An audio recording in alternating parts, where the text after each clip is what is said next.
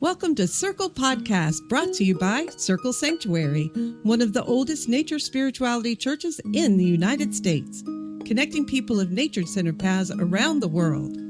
Join us throughout the week for a variety of shows discussing various topics, celebrating the divine in all of its forms through nature worship, rituals, education, and building bridges of community. Welcome to Urban Unwitches, a podcast to educate, inform, and expand the pagan community. Please join our Discord channel, Urban Unwitches Podcast. Follow us on TikTok at Urban Unwitches, and listen to all our past podcasts on your favorite podcasting platform. You can also join us on YouTube at Urban Unwitches. Now, back to the show.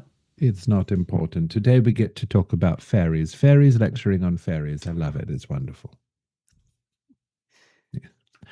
I am mostly uncaffeinated and the Adderall hasn't kicked in. You get what you get and we're all just going to be happy about it, okay? I'm happy about it. What's been going on in your world? Oh. Mercury has decided it doesn't want to do its job again, and it's tired and it's taking a little siesta. This time in Cancer. So, really? Did Mercury go retrograde? It's about to. We're in that tidal period as it's about to, upend the world.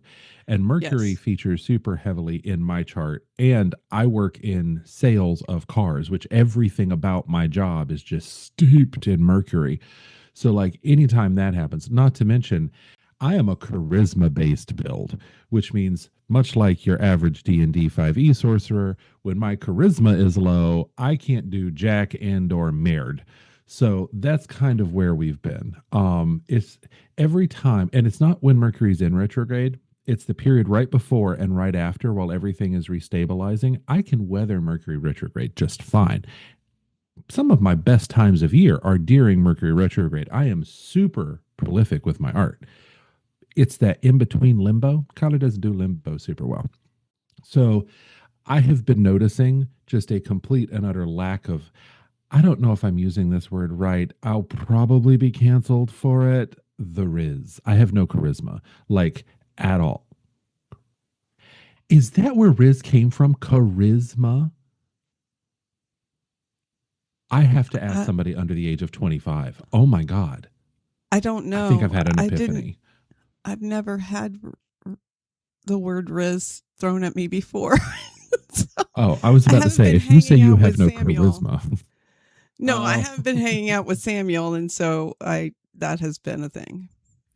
We need to employ him as a side business to translate young people into not young people, because I refuse to call myself old. I'm holding on to that with my nails. It's been an interesting couple of weeks. You and I have been very busy, so we haven't had a chance to record in 2 weeks now? 2 weeks? 2 weeks. Yeah. Been 2 weeks. So the world has been an interesting place, Dia. It's been a very interesting place, filled with very interesting people making very interesting choices.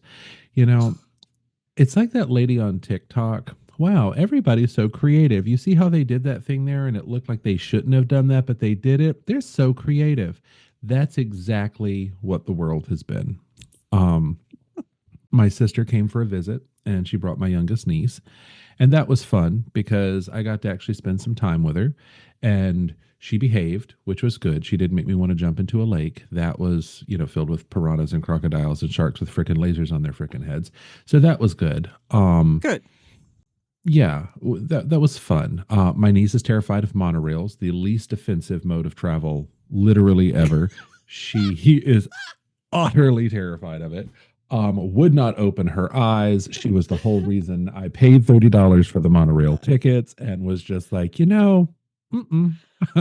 doesn't have guardrails on the sides. I'm afraid, so I'm just not going to open my eyes. That was great. Love that. And then we saw Pike's Market, the place where my credit card goes to suffer. It was very nice. What did I buy? I bought things. Oh, I bought beef jerky. They have this place in there that sells really amazing beef jerky. Mm-hmm. And then we got a really lovely incense. There is a place on the TikTok called the Tarot Crow. It's a little tarot shop that opened up in Pike's Market, and they have just the most lovely incenses, and they have such a wonderful collection of tarot decks. There were two in there, but I have a limit. Chris recognized that I have a problem, and because he is a required reporter and an ethical human, he has put a limit on the number of tarot decks that I am allowed to directly purchase. It's part of the marriage contract, you see. When my mother sold me for my dowry of one goat and a block of cheese, it was written out on a piece of vellum. That's how we did it back in the day, kids. Oh my goodness. Yeah, so it was fun. We had a good time. And then she left, and that was fun too. And yeah, it's just been weird. It's been weird. People are weird. The economy is so scary for people right now. I work in sales, so the amount of nitpicking that has been going on is disproportionate to the amount of patience I have to deal with it. If you are buying a used car at a used car price, it is not a new car, which means someone else has driven this car. This seems a fundamental understanding of the economic situation. However, some people did not get that memo.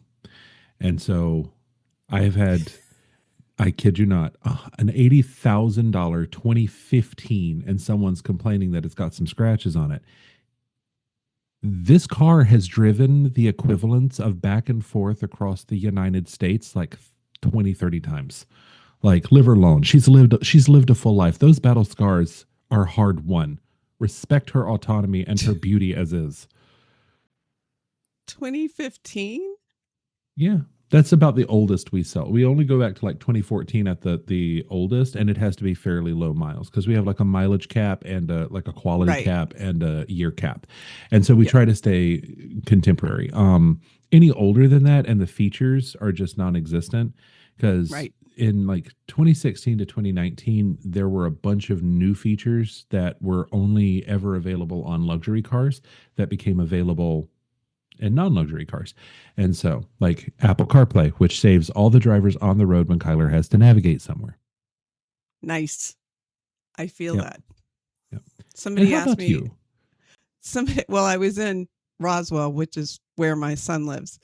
And they asked me, where in Roswell does he live? And I went, I don't know. I have Google. I put in the maps. I go to the maps and I push Samuel, and it takes me right to him every time. Every time. And so I don't have to pay attention to where I'm going. I just have to be able to do that. And they laughed. All the great God Google. And I was actually with a new friend, a colleague from Faith and Public Life, which is an organization. And so how I got there is only how I would get somewhere. This is truth. These are how things happen to me. I go and I finally get a notice about a big rally that's happening. And I hear that I don't even know there's a rally. I think at this point, I just knew they were meeting, and I thought it was an interfaith meeting. And I was like, sign me up for that. And so they put me on this Signal group, and then I got, the Signal group said, okay, our meeting is this day. And so I went in, and then people started introducing themselves. And this is who was there. The Black Lives Matter grassroots organizer for Georgia, the 5051 Georgia representatives, the League of Voters, which used to be the League of Women Voters, but is the League of Voters now, representative for Georgia, the Operations and Social Justice arm of the AMA Episcopal Church, Fair Count, Georgia, the Candler School of Theology Social Justice arm, the NAACP rep for Georgia, the Legal Defense Fund rep for Georgia, an actual representative of Georgia, and then the Unitarian Universalist lay minister who coordinates ministerial involvement in things. And then Mhm. and me. I was like, hi, I'm Rev Dia, and I Rev Diva. Oh, your Diva. Freudian negligee is showing. I was like, not really sure why I'm here. And by the end of that conversation, I had agreed to be in this interfaith rally that's happening. That is not little. It's a 3-day event. In downtown Atlanta. It's a pilgrimage, not a march. It's a pilgrimage from this big church, and it's called Big Bethel. That should tell you everything you need to know about this church. It seats 1,600 in downtown Atlanta. It is huge. And so we're going to be in Big Bethel. That they're so big and so old that they have a dedicated area for the press. Like the press has to stay in this very dedicated, but this means they've had the press there. Like, like if you think that through, you're like, oh, okay. So anyway, I was to be the pagan, and I am to be the pagan, and I have just gotten my, I've checked with my ordinating body, which is also the host of this podcast, Circle Sanctuary. And I checked with them, and I've gotten an approved speech back so that I don't embarrass us or myself. And have ever since every day gone, how did I get in this mess? What? So then yesterday I met with them again, and they had changed the interfaith service to an interfaith press conference. And I'm like, oh, what? You heard it here, folks. Dia's going on a list. This is awesome. No, this is exciting. This is very exciting. And only you. I feel like we have an opportunity for 2 children's books here, because you've inspired something. So one, Dia finds herself famous. And then the other one is the opposing viewpoint. It's the story of a man who was visiting Washington, D.C., maybe on January 6th, and they were just taking in the sights. They didn't know what was going on, but they're kind of clueless. And then there was this whole just like river of people, and like, well, maybe they're going to go see something. And then he was involved in a riot, and he didn't know how he got there. He wasn't part of it, but he didn't know how to get away because there was such a crush of people. And now he's in jail, but then he got pardoned. And then on the other hand, we have Dia. She just wanted to go to a meetup because she thought it was an interfaith meeting. It was like a meet moot at a pub. And the next thing you know, she's up there next to, a descendant of Dr. King, and they're all talking about things, and she's on a list. Not too far from the truth. There you go. See, this is phenomenal. There will be a movie of this at some point. It may be a Netflix movie. It will be a movie. So that has been all consuming. I've been writing and rewriting and writing and rewriting and writing and rewriting this particular speech to try to get it down. And then just before we came on, I was sending another email to Selena Fox, our high priestess and director at Circle Sanctuary. I'm not trying to name drop. I was just saying what I was doing. Drop. She's the most famous person I know. Let me have this. And I haven't even met her. So I notice an email, and I get spam emails all the time, but then I realized this wasn't a spam email. This was a fan mail. I got fan mail asking me about my writing. I know, right? I'm like, what is going on? That's awesome. Oh, I'm so excited for you. Dang, what is going on right now? I read it like through once, and then I read it through again. I was like, wait a minute, this is not spam. This is a fan. Holy crap. So there's that. And then I am being visited. I'm going to move my camera down by Zeke, my husband's dog, because my husband is not here for the day and he's used to sleeping next to somebody who's working. So I brought him into the office so he can sleep next to me, instead of being outside and potentially trying to break the door down during podcasting. That would have been a thing. He would have been scraping and pushing, and this saves me that hassle. So that's what's going on with me.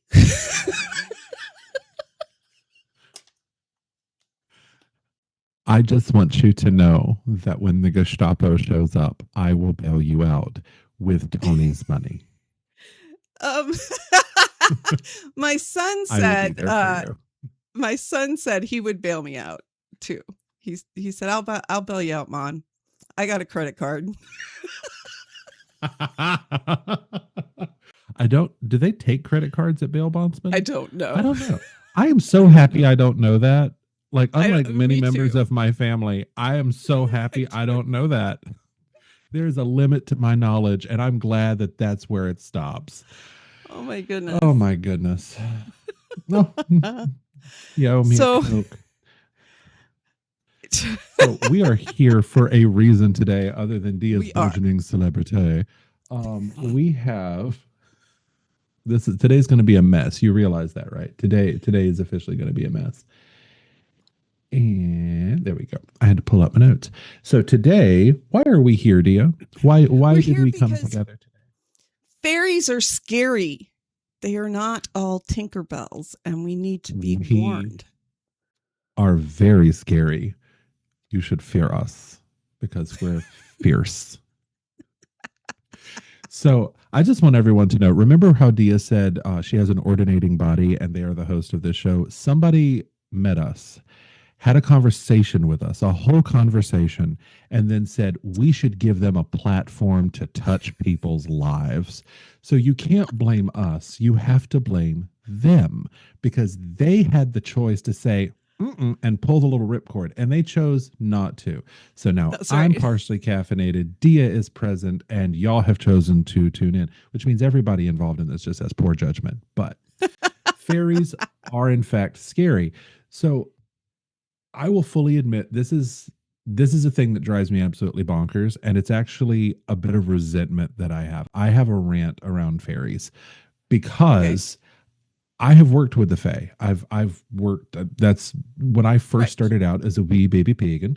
I was predominantly, we'll say Celtic. I don't use the term Celtic ever so often these days, just because Celtic means a lot of things most people don't think it means, and there comes a point where you know just enough for it to not be useful anymore.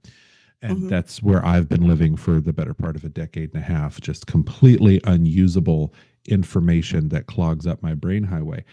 But the Fae are not to be messed with. And yet they are one of everybody's favorite like stopping points when they first get on the paganism train, right up there with like dark goddesses like the Morrigan. And work with who you want to, have a relationship with who you want to. We all have different sides and facets, but because they're kind of sexy in a way, they're very easy to touch on. And especially now with the world of like AI slop generating stories and lots of like fantasy and romanticities and all of that, the Fae are a very easy place to start. And I can't decide whether super sexy alabaster white Fae men with 37 abs and hair down to their ankles is a ton better compared to what the Fae actually are than Tinkerbells. I just know if anybody has that expectation of them and they encounter them, there shall be some surprise. Yep. Just a bit of surprise. Absolutely. Yes. So who are the Fae, Dia?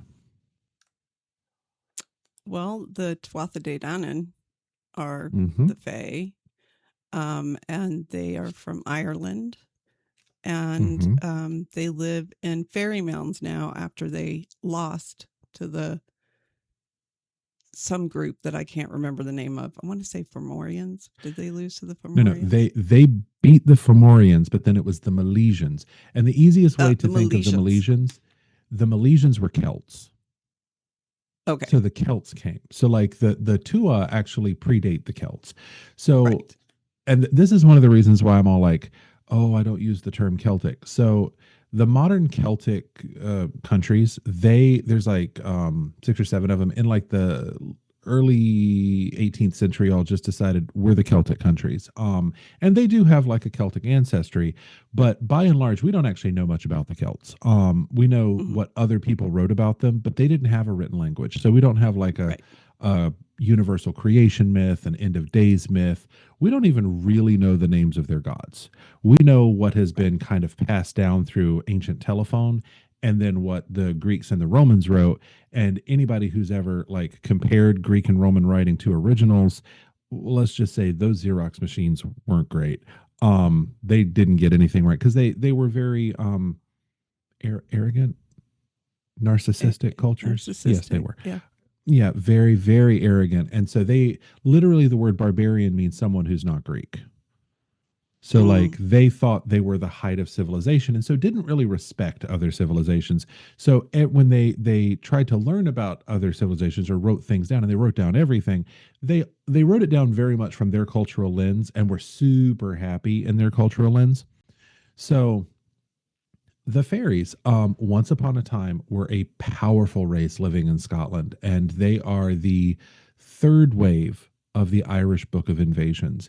And they were grace and beauty and music and power and some of the most powerful, most skilled craftsmen of the ancient world. And then the Celts came, and the Celts were an Iron Age people, and the Tua were a Bronze Age people, and they had a war, and then they went underground into Elfheim or Fairy, and that's where they live in the Sithen and the big fairy mounds. And over time, their stories got changed so that they're pranksters and mischievous, and they'll answer if you pray hard enough or you ask for them or you go to one of their places of power and beseech them, they'll make a contract with you, and almost universally it's a contract where you do not come out the winner because they're really good at it.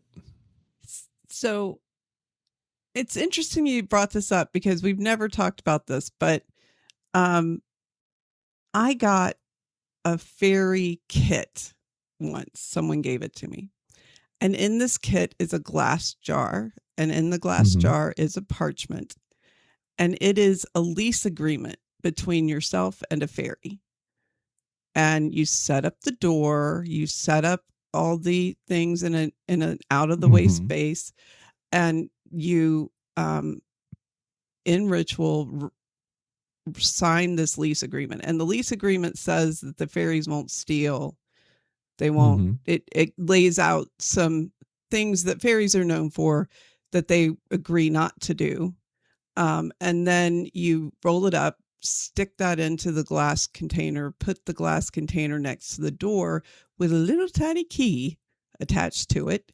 And then you go about your business and you leave that Mm-hmm. area as sacred to the fairies. What do you think of that? I think I have an outsized reaction to anytime somebody says somebody gave me a kit for magic, and that is because I'm old and crusty. um how did it wasn't Nathan Lane, it was he was in the Batman movies with Christian Bale, Michael Caine. How Michael Caine said it in Miss Congeniality: I'm a miserable grumpy elitist and that works for me. um Basically, I don't hate it, which surprises me. It brings me to a place of surprise. I don't hate it. There are I think to understand my reaction, I have to kind of explain. I don't see the Fae when we say FAE, the Fae. I don't use that term specifically just to mean the Irish Tua. I mean, that is the term that has come to be all of the folk for me. And so when I say Mm-hmm. the folk, that is the good folk, the gentle folk, the merry folk, the wild ones, the unseen ones, the manifestations of the spirits all around us. So these Mm-hmm. are, in many cases, like elemental beings. They exist all the time. Right. The Irish have one of the thickest documented wells of lore around how to treat with these folks. Right. And your kit is basically a contract, and they love contracts. And so I love it. Because they're going to be there one way or the other. They're here Right. first. They're much older than we are. And, they'll be around long after we're gone.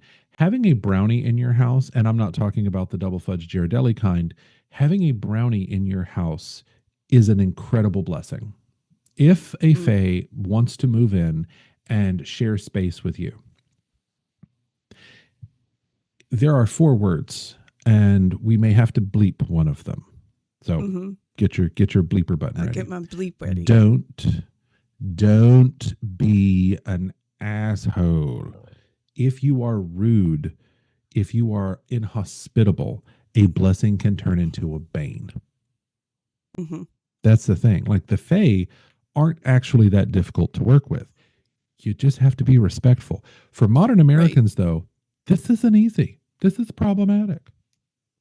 Well, the little contract had what the landlord, i.e., homeowners, would do, and it Mm-hmm. included, keeping the space clean, giving Mm-hmm. offerings. I mean, so it wasn't a one-sided contract at all. There were rules that bound both parties.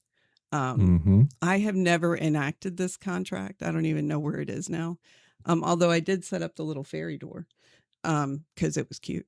But I am afraid of the fairy, so As well you so should be.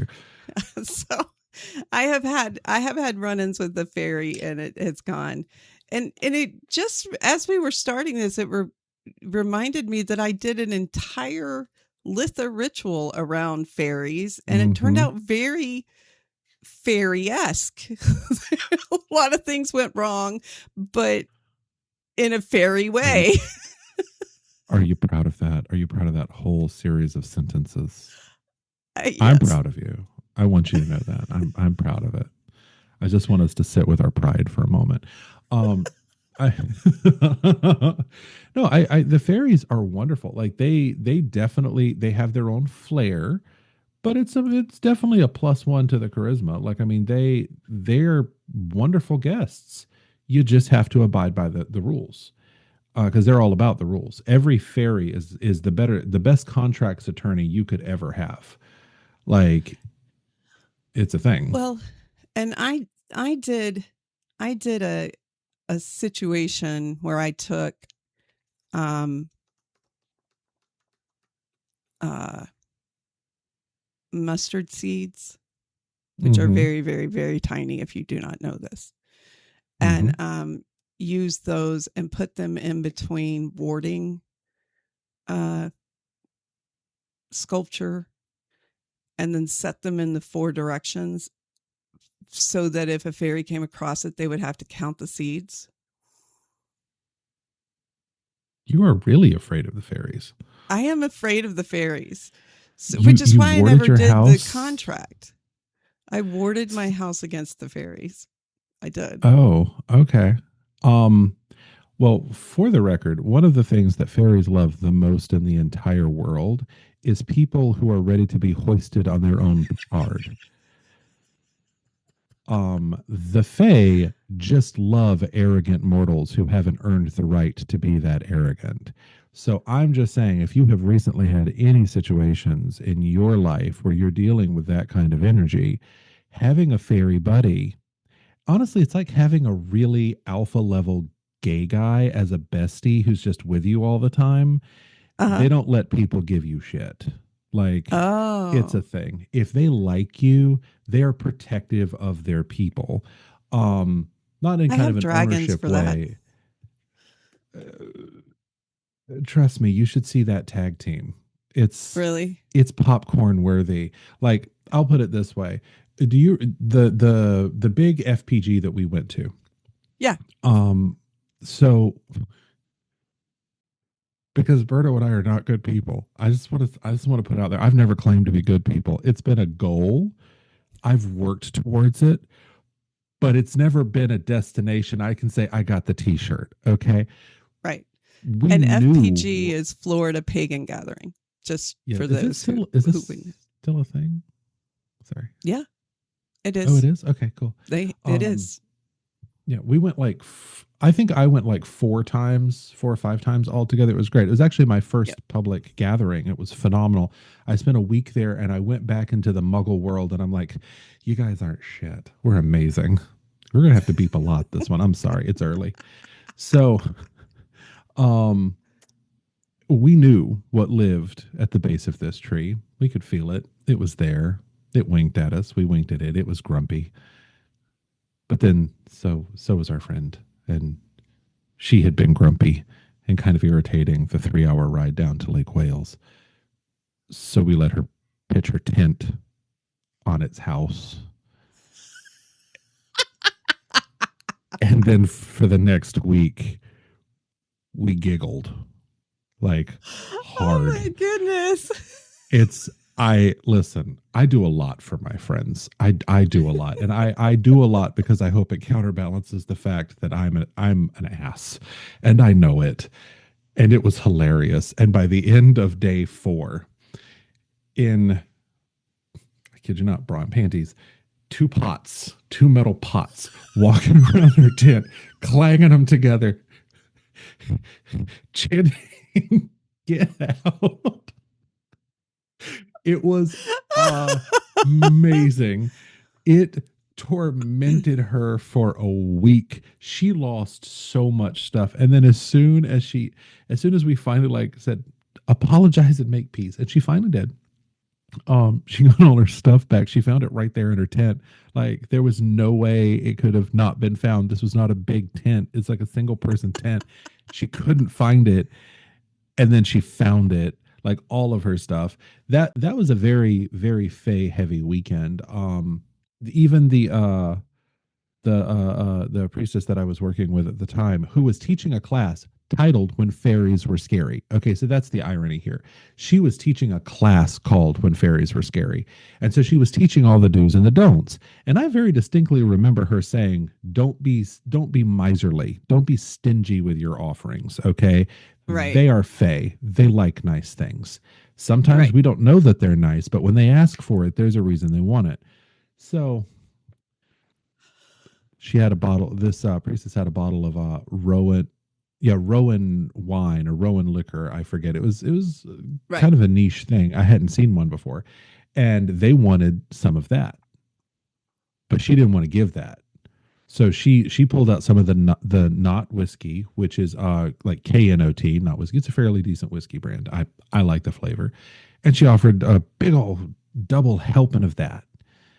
That's not what they asked for. That's not what the Right. contract was.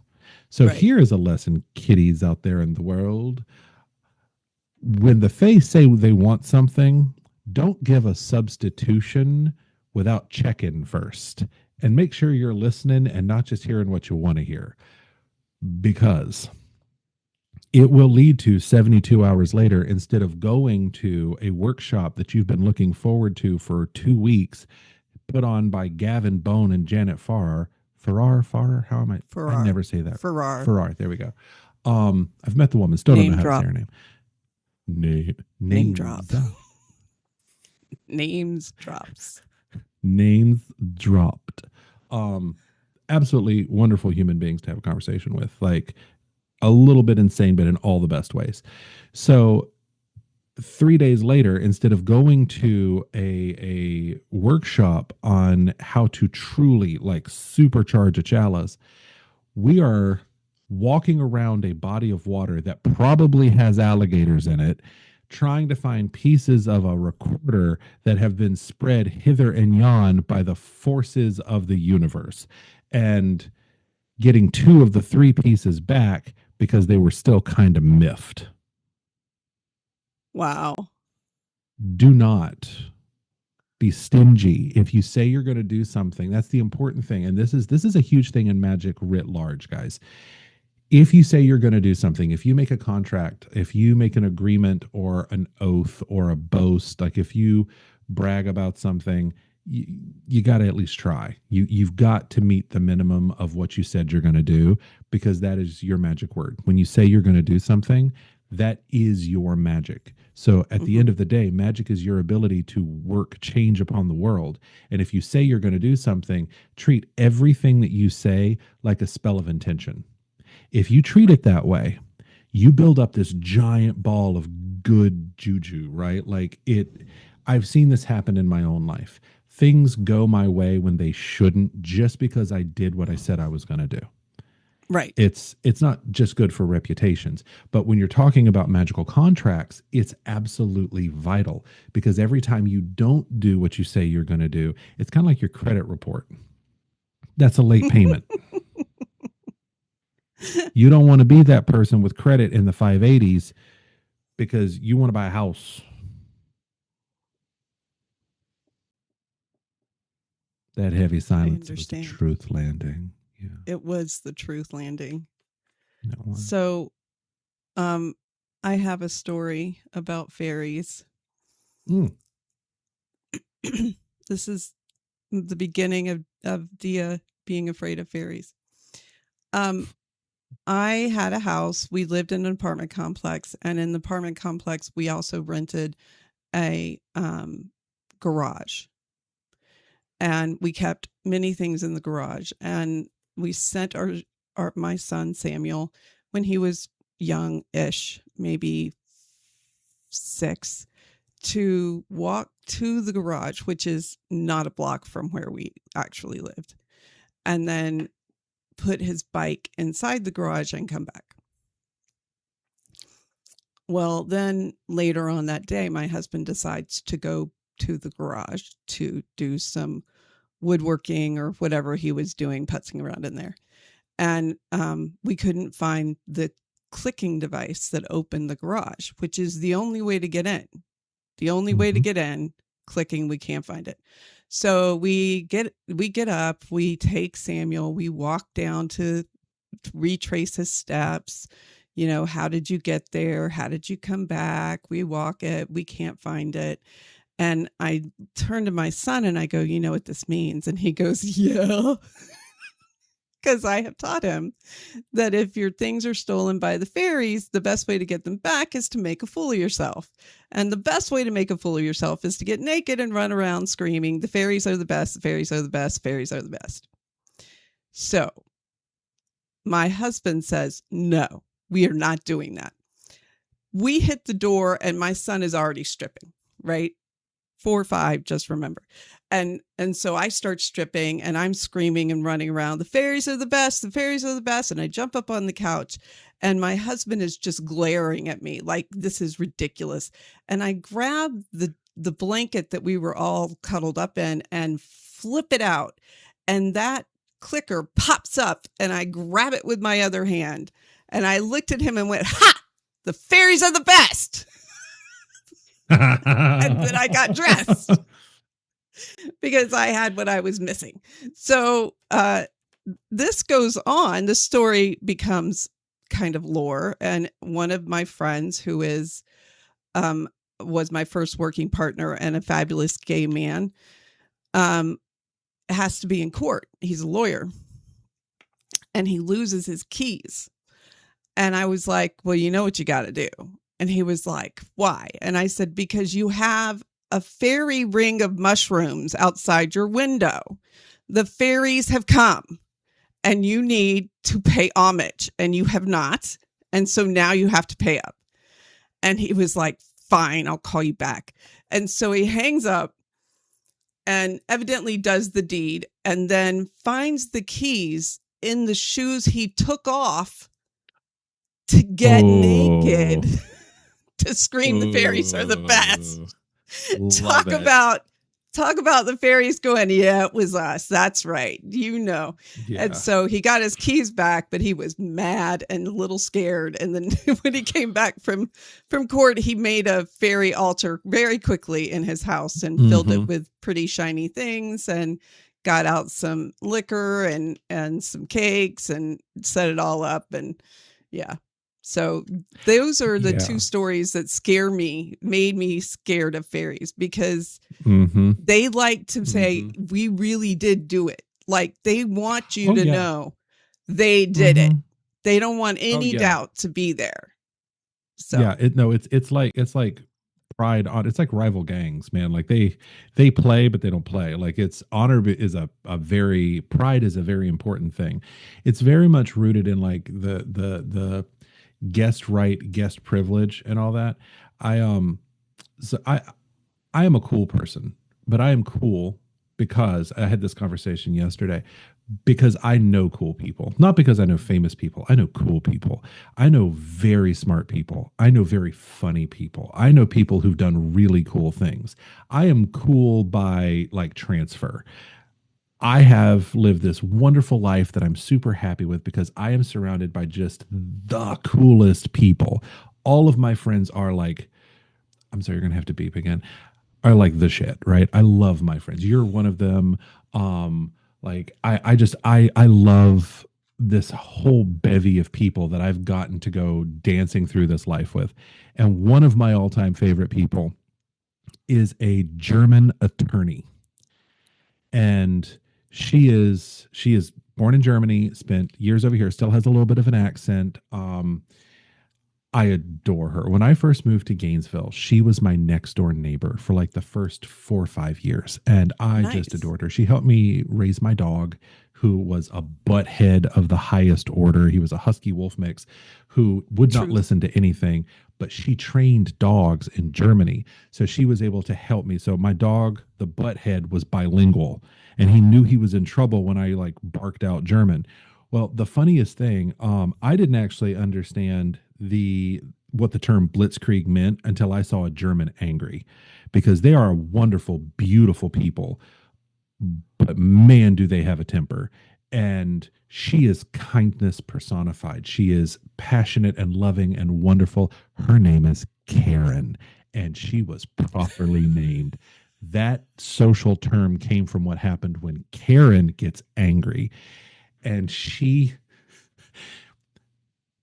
is just one of my all-time favorite people. Well, one day we were having a conversation about the fairies and all that. And I told her some of the stuff that I do, and she was like, no. And I'm like, what do you mean? No. She's like, I don't want to talk about that. And she didn't want to talk about it because they utterly terrified her. Now, mind you, she's German. So I want you to think about German fairy tales. Okay.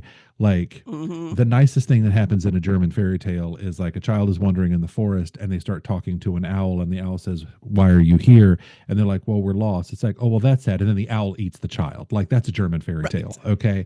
They're brutal. And like the Grimm's fairy tales have been watered down over time. Like Disney takes an idea and then they make it very sweet.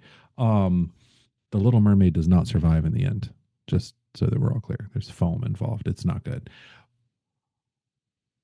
But this German woman who came out of law school and immediately became an ADA was afraid. And then I realized that maybe I'm a little crazy for being comfortable dealing with them. And then I looked at my family and I'm like, no, I'm definitely crazy. I'm not balanced. So that was fine. Yeah. But I think fairies are like vampires in that popular culture loves them because they're sexy, and everything in America revolves around sex, except for sex. That's about power. Because we're so repressed about it. Like, we're repressed about it, but then we're like hedonistic about it. Like we haven't found a happy medium where it's just a thing. It's the thing we're not supposed to talk about, but we all do really freaky stuff with it anyway. And because of that repression, we love anything that is more beautiful than beautiful should ever be. Like the idea of perfect beauty, that idealism is kind of a problem in this country. And fairies are so beautiful that they're just, the appearance of their beauty is supposed to be able to strike a person blind. And that's a lot of fertile ground for authors and writers and things like that to play with. And so much like the vampire, which, let's be very clear, vampiric spirits are not something to play with. They're it's never good. There's almost never a reason to deal with them. And if you find one, it's a bad time had by all. And we're not talking about vampires with a Y, if you've heard other podcasts from us, just so we're clear. Oh, yeah. I want to be very We're not clear talking about vampires with the Y, which are people who are vampires. See, this is how people get canceled on the internet. You may notice I'm obsessed with this. It's because I am stream of consciousness. It takes nothing to get canceled because something you said is taken out of context, and then you're all like, "That's not what I meant." But they're just like, "Oh, they're not even apologizing." I have seen so many crash outs on TikTok. I'm terrified of it. When Dia told me that we were going and we're going to do like YouTube and TikTok, I didn't leave my room for 3 days. I was so afraid, y'all. Because like the internet's a scary place. I'd rather deal with fairies. They have rules. Are there fairies in the internet, I wonder? Are there digital fairies? I firmly believe the internet is a pocket dimension just next door to Elfheim. Like the internet is this weird place that exists as thought and energy. Like tell me the internet isn't something akin to the astral. You can go in, you can make something, but if you don't revisit it often enough, it disappears. But it never really disappears. Those are the rules of the astral. Yeah. Like, so yeah, again, I do apologize for my voice. I walked by an open window and a breeze came through and I'm like, wow, that breeze is amazing. It smells incredible. And then I couldn't breathe. So the reason I bring up fairies in like modern day is because much like our idea of like hell, like the idea of like how hell is set up, like the lake of fire, and there's these different levels of hell and everything. That's not church canon. That's Dante. That's Dante's Inferno. Like a lot of what we see mythologically and religiously is because of popular stories that are revisited. Like the vast majority of vampire lore comes from Bram Stoker. Right. Like there are elements of it, but it's very much, it was a novel. It was a fantasy story. And so like we have contemporary today, like one of my all-time favorites is Larrell K Hamilton's Meredith Gentry series. Love Larrell K Hamilton. Like that and Anita Blake, like name drop. And super cool, just super cool person. Every interview I've ever seen, every article, love the whole energy. I want a master vampire and a werewolf to fight over me, but I don't think it's ever going to happen. The closest I get is Alejandro and Chris both making fun of me at the same time for saying something dumb.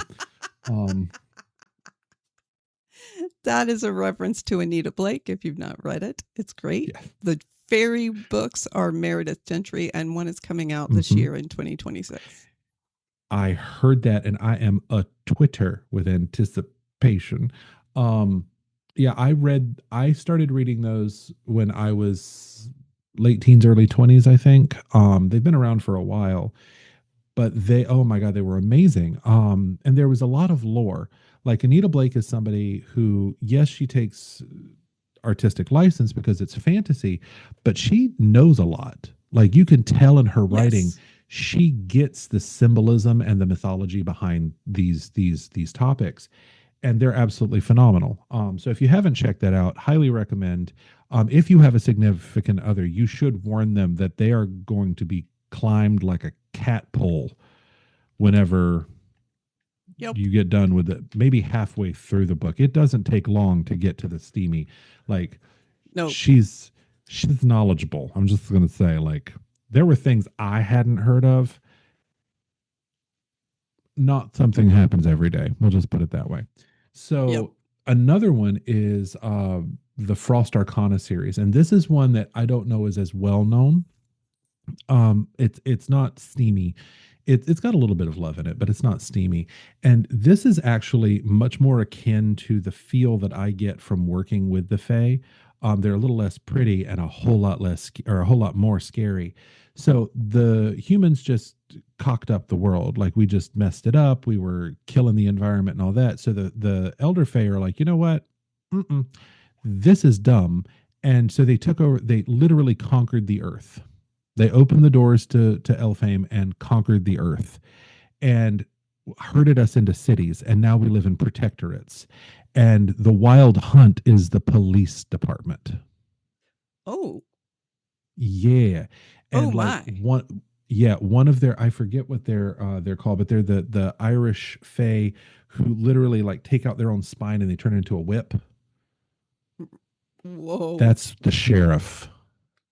Whoa. Yeah, That the sounds SUA. really intense. It's a thing. It's a thing. Like it's crazy. And then they have the like undead writer. It's a whole thing. Like they pull so much from Irish and Welsh and Brittonic lore that like it's this really fully realized world, but humans are kept in basically preserves.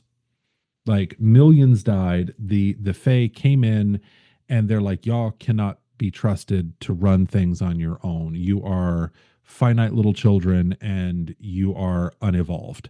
And there's a there's a greater arcing thing to it. I think there's 4 or 5 books in it. I actually have to finish the series. I think I'm 4 books in. Utterly wonderful series.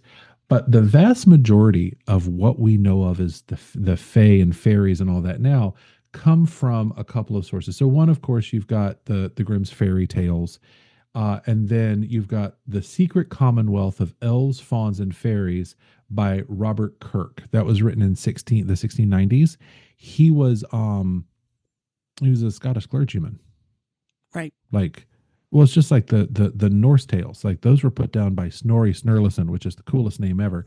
But like he wrote this down and said this is where we get a lot of the lore, because a lot of that oral tradition died out. Like Ostara, for instance. Easter, the goddess for whom we celebrate that, was Right. was mentioned by the Venerable Bede once. Historically, that's all we have. We know nothing else about this goddess that is now part of the Sabbats. The Venerable Bede in medieval England wrote about it once, and that's where Eostra and Ostara and all this comes from. Um, and also like was it Herne? Yeah. Herne, the god Herne. There's an engraving in Notre Dame, and Right. that's where the cross-legged man with the antlers and that's where we get a lot of our information from. We've had to anthropologize it, but you get this kind of building into the contemporary idea. There's 2 other books too. Irish Fairy Tales by Yeats, that was in the 1890s, and then Celtic Fairy Tales, also in the 1890s. Now y'all will notice something. If you look back, there's a lot of writing about the fairies in the late 19th century. Why do you think that is, Dia? Oh, that was during the time of the Bohemian movement. Yes. Mm-hmm. And the So the Bohemian Bohemian movement, movement yep. was very spiritual and back to nature, and Mm-hmm. Yeats and people of that ilk were out in nature, writing about nature, communing with nature. And so Mm-hmm. they started investigating fairies as part of that. And it was also Mm-hmm. when the first hoax of fairies happened, where they took pictures, but they were Mm-hmm. they were created of fairies that these 2 little girls allegedly found, to prove that fairies were real. That actually happened in the late Mm-hmm. 1800s, early 1900s as well. And it became a big thing. There were a lot of them. Yep. Yep. Um, and so the Bohemian movement kind of parallels also with Romanticism. Right. And Romanticism is, so you get a couple of things happening. So you get Romanticism happening, and then this is also happening not too terribly far off from the time of like the Transcendentalist movement in the U.S. Right. So like very much a return to nature. So we'd had like the Industrial Revolution. You had the cotton gin. You had automated mill works and things like that. And like if you lived in the cities, they weren't pleasant. Like cities have never been Mm-mm. pleasant. They were smelly. London was covered in soot and ash. They call it the big smoke for a reason. And Romanticism brings people back to like the glory of nature. And in Transcendentalism, so you've got Thoreau and Longfellow and all of that. they transcendentalists found God in nature. And this is very parallel with the idea of finding magic and beauty and the other, the Faye, the spiritual in nature. So the whole world was kind of in on this feeling. And so all this old lore, so there were lots of folk tales and ballads, like the British Isles. It is an unplumbable depth of lore. Right. Like they had like bardic they had like traditions of bards. Like even today you have Oba, the order of Ovates, Order of bards and druids. right. Yeah. And so like in the old days, a bard had in some cases as much power as a king, because kings wouldn't F with a bard, because they could immortalize that king. Like if a bard or even a semi-famous minstrel went like from kingdom to kingdom or village to village, if the lord there was miserly and didn't offer them hospitality, that lord would be eviscerated in fiction. But these minstrels, these bards, these writers created this incredible wealth of knowledge, and that's how we get a lot of our idea of the Fae. And then of course there was the most notable bard himself, Billy Shakespeare. Yes. And he Yes. did A Midsummer's Night's Dream. Mm-hmm. And there are still bards out there you can look up on TikTok. I would encourage you to find the bard Kenny Boyle. He is the Scottish influencer for 2026. And he even has a series of When Fairies Were Scary little TikToks where he delves into folklore and its impact in the Scottish culture. And it's very well researched and very well presented. And I highly recommend Kenny Boyle. And I was going to throw in the Partholon books by PJ Cast, which has the Fomorians as the bad guys being fought against by a coalition of fairies and creatures of it will ruin you for the idea of centaurs forever, but I do recommend it. Partholon books by PJ Cast. I think there are 10 of those. And Larrell K Hamilton's next book comes out November 3rd, 2026. I'm excited. I'm going to have to reread the whole series. It's been me too. long. It's been a long time. That's going to be such a challenge to reread, let me tell you. Yeah, I don't know that I can handle that. I'm going to have to warn Chris. So he has to be prepared. Actually, we've alluded to it a couple of times, but we should probably actually talk about the Book of Invasions, because if you are at all interested in like Celtic practice or like the history of Irish mythos, their mythology is very complicated and it's very squishy. So unlike with like the Greeks, who have this like often written and rewritten mythology, like you can find whole books of the same Greek stories over and over and over again. I've got like 5 different books like this thick on Irish myth. And yeah, there are some of the same stories, but you've got Irish myth and Welsh myth and Scottish myth and all of it. Like there's just so much there. The Irish Book of Invasions is basically the story of Ireland over the course of 4 major, we'll say, invasions. So the play opens upon it's not really a play, but it opens on with the Fíorbolg. So Fíorbolgs, if you are somebody who plays D&D, if you're a gamer and all that, you probably immediately have an image in your head of what a Fíorbolg looks like, because it's one of the races in D&D. That's where it comes from. Here's the thing. Probably didn't look like that. That's for a game. The Fíorbolg literally translates as people of the mud. This was a Paleolithic civilization. They were kind of pre-metal, most likely Stone Age. And then the Fomorians came. And the Fomorians were kind of like the Titans in Greek myth. They were elements out of control. They were just primal. And even though there were kind of some good ones, mostly they were just kind of passions uncontrolled and unfiltered. So like the number one Fomorian was the king Baelor. And he was actually like, he was unbeatable in battle because he was kind of like a cyclops. He had one like giant red eye in the middle of his face. And that lid, his eyelid was so heavy he couldn't open it on his own. He had stewards who would take spear tips and lift his eyelid. And when he would look upon a field of battle, like anything he looked at just died. Mm-hmm. It was like power word killed. They just died. That's a D&D spell reference. So the Tua came on their sailing ships of silver, trailing streamers of prismatic fire, landed in the Highlands of Scotland, like because they sailed through the air, because apparently that's how the Tua de Jonan traveled, were on sailboats of silver coming down from the sky.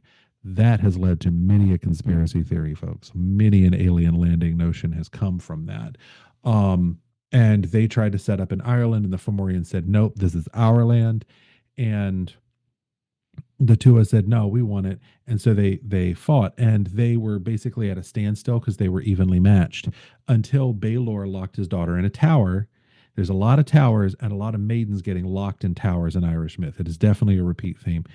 And a young Tua stumbles across her, and they fall in love. That's a much abridged version. And eventually, Baelor's own grandson is born, and his name is Nalda or Nawada.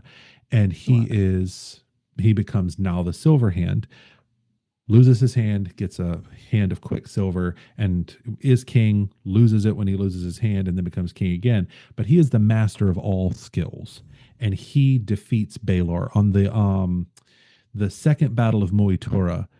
He throws a spear so hard it takes his grandfather through the eye. The eye sails through the back of the head, and it sticks in the sky. And so on summer days, whenever it is a hot, red, angry, somber, sullen sun that just cooks everything it touches, that's Baelor's eye. And that's where we get the idea a baleful summer or a baleful sun. Mm-hmm. That's actually where that phrase comes from. So the Tua take over and they rule for a while. And then the Milesians come, the son of Miled. And those are Iberian Celts. So the Celts of Celtic Ireland are actually come from the area of Spain. Right. And there's so much lore in this, and it was so unbeatable. The Catholic Church, basically their mythology and then the mythos of Christianity fused together, and that's how you get the concept of the four great treasures of Ireland that were given by descendants of Noah from the Ark. There was the cauldron, the spear, the chalice, and the stone. Right. So yeah, there's this whole mythos wrapped up in with it. And that kind of goes side by side with the Fae. So these, in some tellings, these are gifts from like the Christian mythos from Noah, and others, they are artifacts of the Tuatha De Danann, things that their craftsmen have made. Right. Whew. It's a lot. That's a lot. A lot. It's fairies. It's damn Fairies are man. a lot. Yep. They are. We really are. We're very dramatic. Play on words. I did that. See, I just so subtle, just right in there. Slip that in there. Well, also, I don't know. Mm-hmm. Well, I was going to say I don't know when I developed a lisp, but I've been I feel like I've been having sibilant S's all day, and I think it's because we keep saying the word fairies.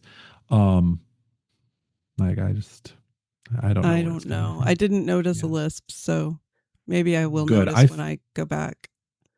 Let me know, and if there's any way we can fix it. I feel like I've been hissing like I'm doing like a Smaug impersonation, the desolate smug. Well, I've been messing with the settings in our editing software, and I think I've figured out some things that actually help you and I sound better. So I've been good. Yeah. Can it make me not awkward? No. I can't digitally enhance your not awkwardness. No. I thought AI was supposed to fix all our problems, Dia. I feel very let down.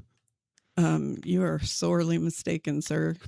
I'm just saying that is not how that works. We have come to the end of another episode. So, what are your final thoughts on fairies? They're really cool. Fairies are very cool. And like all cool things, like fire, they should be treated with respect.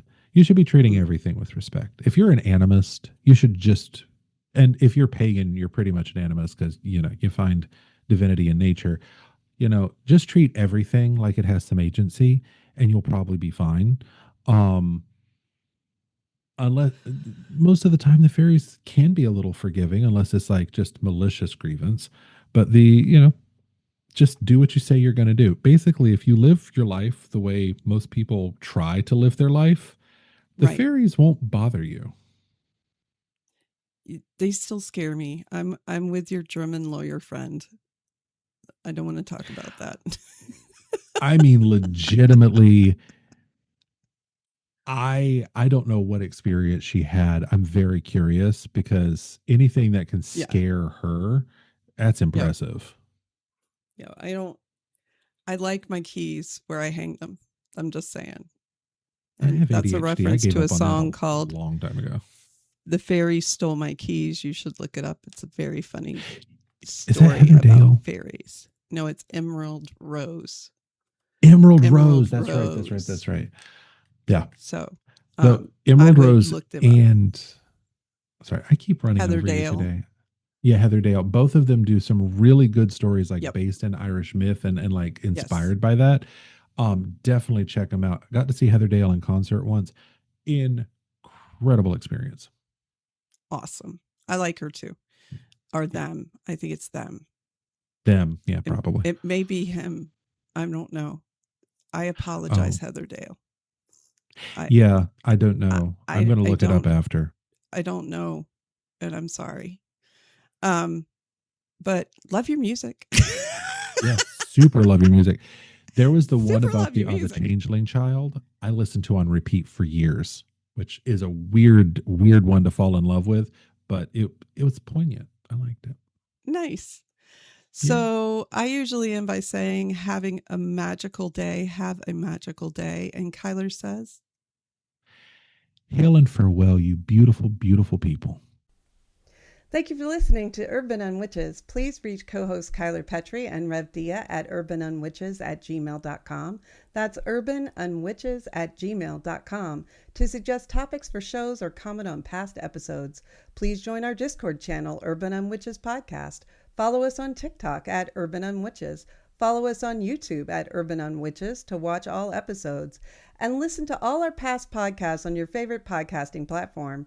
Rev Dia is a witch for hire as an officiant, life coach, astrologer, geomancer, and medium, and can be reached at www.revdia.net. See you next time. Thank you for joining us on the Circle Podcast, presented by Circle Sanctuary, and produced for all who follow nature-centered paths. Join us throughout the week for various programming connecting with the community around the world.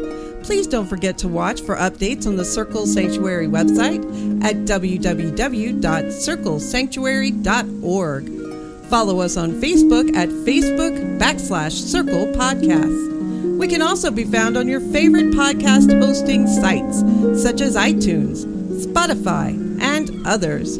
Until next time, many blessings.